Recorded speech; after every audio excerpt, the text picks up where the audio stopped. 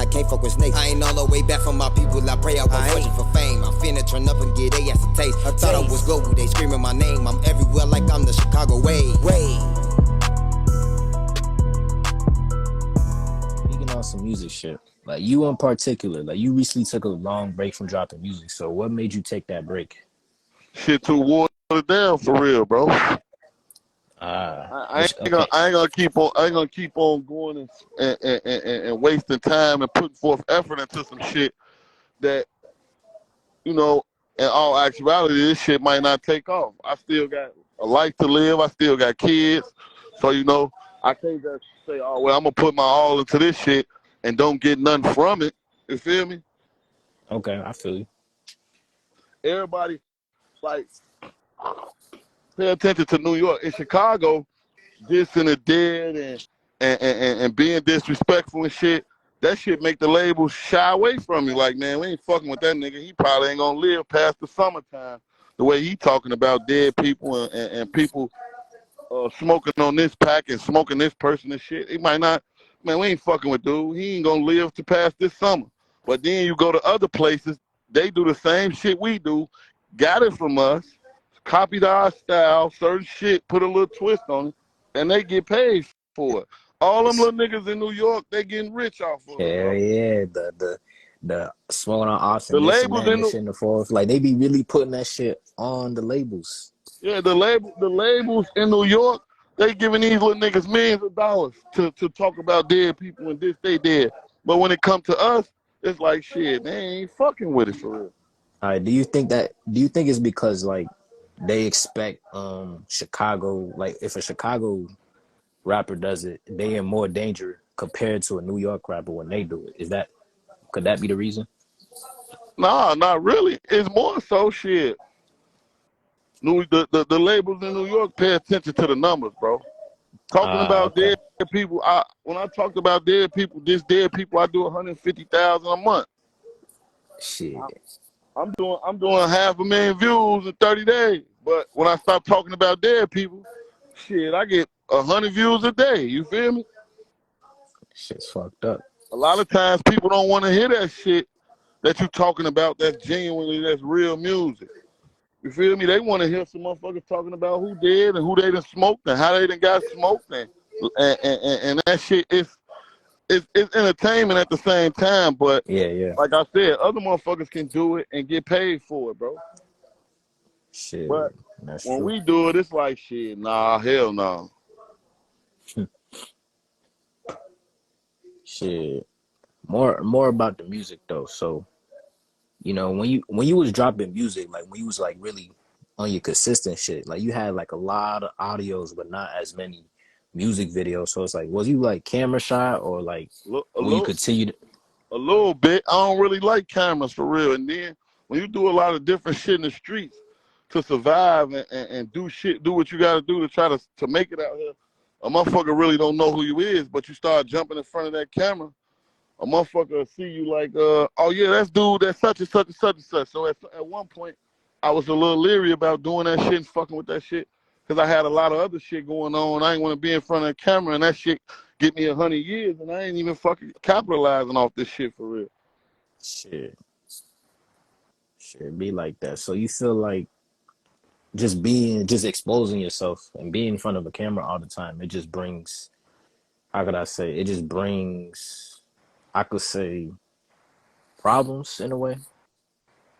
Not really, not for everybody, but like I said, if you out in the streets doing different things and different shit to survive and you keep it staying out the way, you get in front of a camera and the motherfucker don't know who you is. They ain't got a clue who you is. They just know what you look like. Then the motherfucker see you on a video or they see you on YouTube or something and be like, oh yeah, that's dude that did such and such and such and such. Okay, I ain't know who he was now, but look, here go his name and shit right here. Let me contact so-and-so and let them know, here go the motherfucker that did such and such. You feel me? Makes sense. That makes sense. I know I could say I understand where you're coming from. Like if you in a particular lifestyle, then yeah, it becomes a little. It basically is different for everybody. It's different from person to person. So I see what you're saying. I definitely see what you're saying. Shit. But like, will you continue to make more music videos though?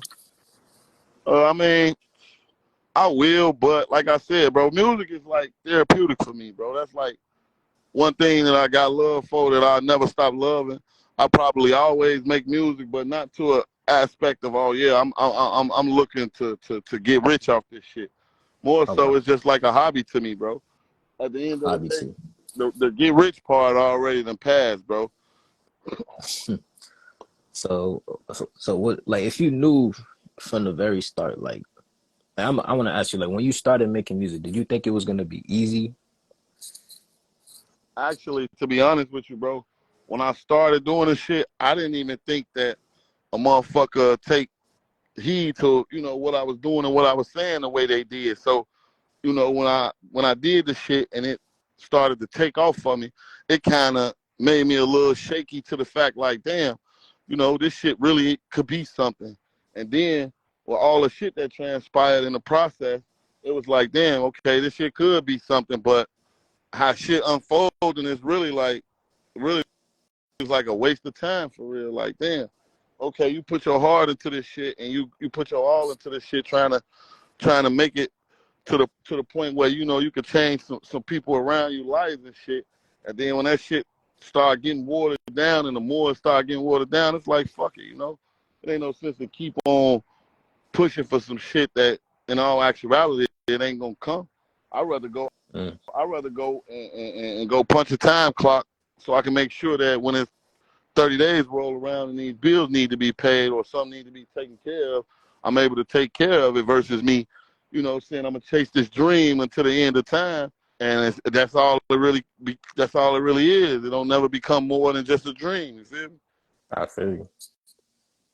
So like, would you like always? Would you like? My bad. Would you always have done music even if you knew you wasn't gonna get rich? I would have like I said, bro. Music been a part of my life forever. I always loved to do it. I would have did it regardless, but you know, at some point I was looking forward to, you know, Elevating with it, maybe. capitalizing off the shit and making it to where, like I said, you change certain motherfuckers' lives, the niggas around you. That's why I stick to myself, bro. You don't really see nobody in my videos or no shit like that, cause I'm a firm believer. If I can't feed you, I don't need you for real. Mm, that's interesting. Yeah, and that is something I noticed. You don't usually be around too many people in your videos, or you usually just be by yourself most of the time. I noticed that for sure. Yeah. Yeah, cause it's like this, bro. Niggas be around and see you with a little something, and then a little shit that you give them, they don't really know that you really don't got what a motherfucker expecting you to have for real. Mm, So a nigga look at you and say, "Oh yeah, this nigga got a chain on, he got a watch, he got some earrings on. We going out and getting food, but this nigga he eating steak, but I'm eating a pizza puff.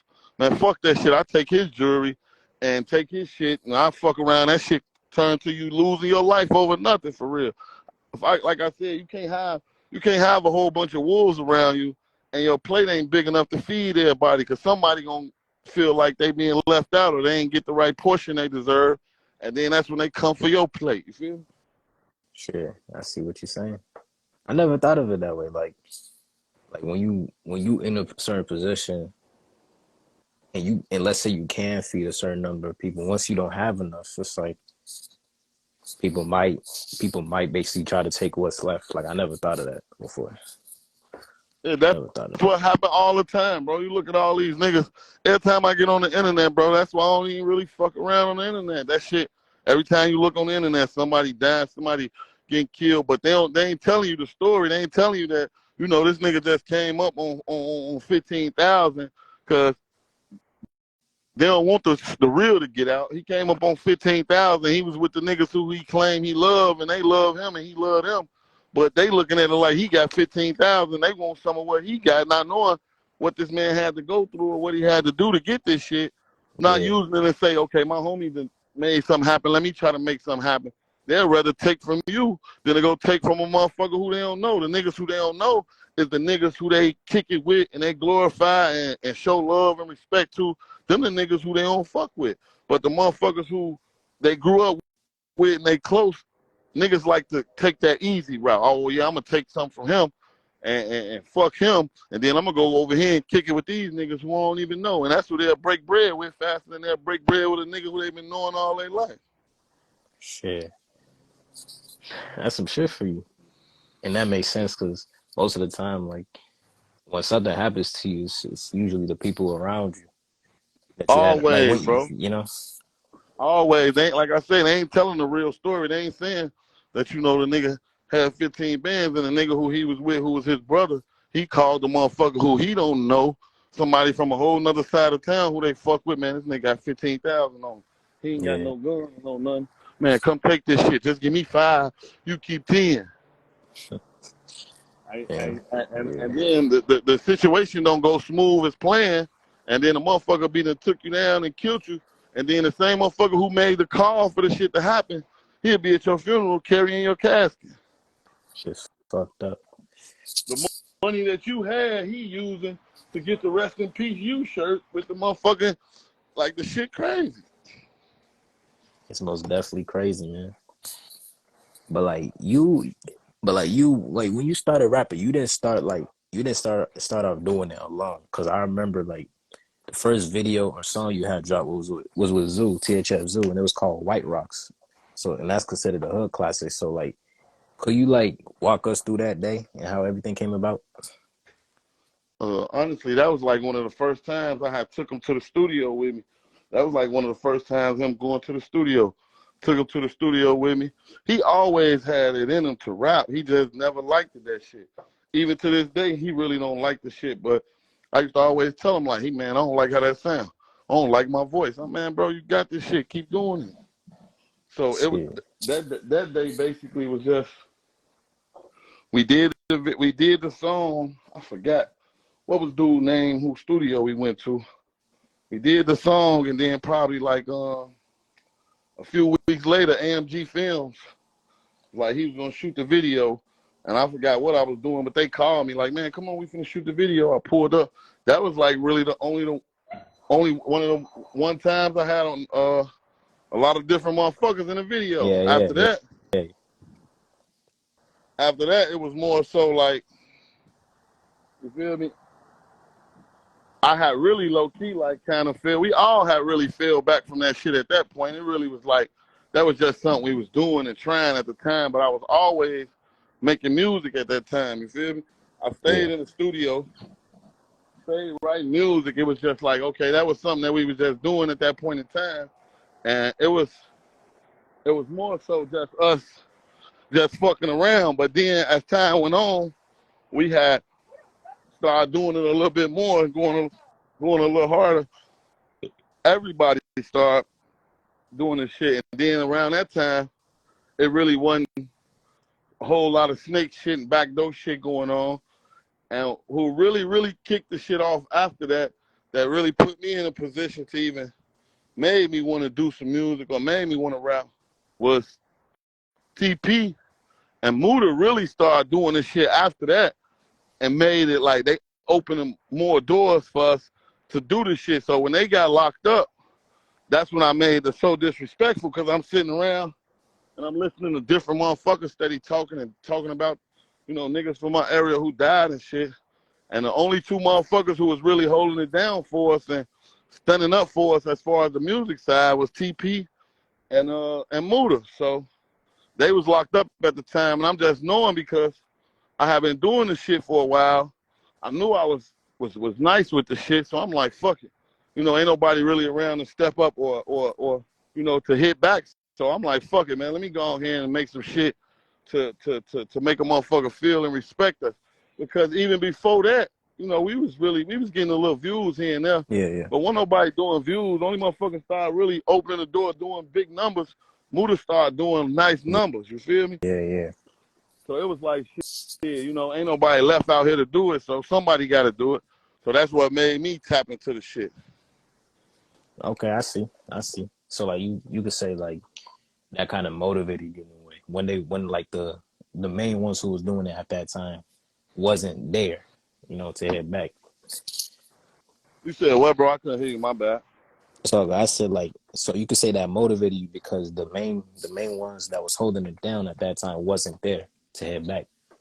Yeah. No, they wasn't. So, you know, it was like, shit, I could either sit back and allow these niggas to keep on being disrespectful and talking crazy about my people. That wasn't something that I really chose and wanted to do, bro. Like, me being honest, I'm my own man, bro. Don't nobody tell me what to do or how to do it or none of that shit, bro.